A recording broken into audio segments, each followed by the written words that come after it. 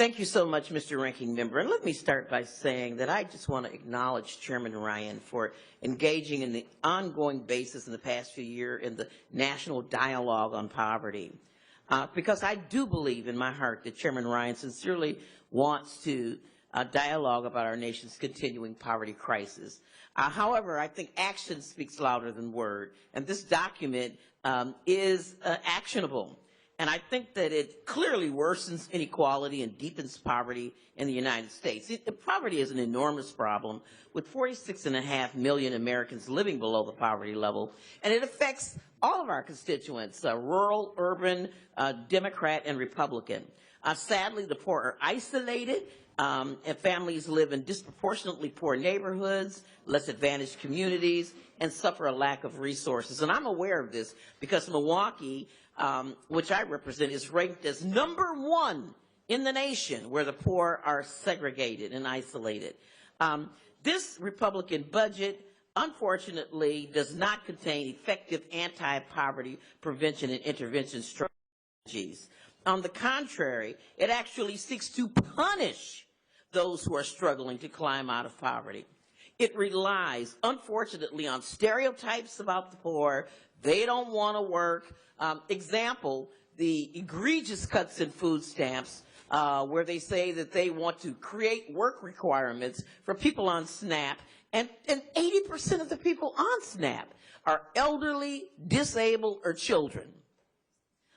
This budget also repeats the themes of past budgets, which strike fear in the hearts of some of our most vulnerable populations, continues to talk about the moral obligation to create opportunities, and the 10,000 who are turning 65 every day, to cut our Social Security and safety net programs.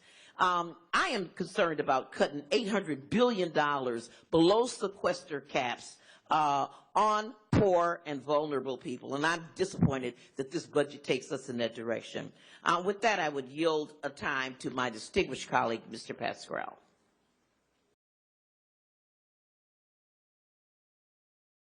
And thank you so much, Mr. Chairman, and I hope that you will get this straight before my 8 minutes are up. I can tell you that I really was surprised that the proposal to expand the earned income tax credit was not included in your budget, Mr. Chairman. What we have heard, we've sat here for over 6 hours and heard how we need to cut, slash, burn all of the entitlement programs, send everybody to work, including children, the adults, and the disabled. We have heard how we need to supplement these poor businesses that want to hire people at $2.13 an hour, minimum wage for tipped employees, how we'll just drive them out of business if we try to raise the minimum wage.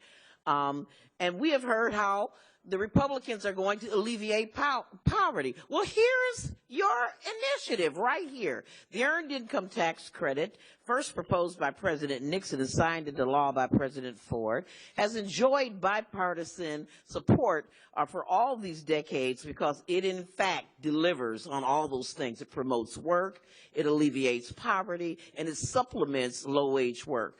By God, with an adoption of this amendment, Walmart wouldn't have to ask customers to give their employees canned goods if we were to pass this. We've heard a lot of rhetoric and a lot of talk around low and falling labor force participation, particularly among inner city men. Well, it is true that labor force participation between men ages 25 to 55 have fallen precipitously because, in fact, they have been poor, and this indeed would help them. Marriage rates have fallen by 30% among low-wage workers. There is a correlation between low-wage work and marriage. This would, in fact, help, and the Republicans say that marriage is the solution. I'm waiting on my husband, Mr. Ryan, to solve all my financial problems that I am having.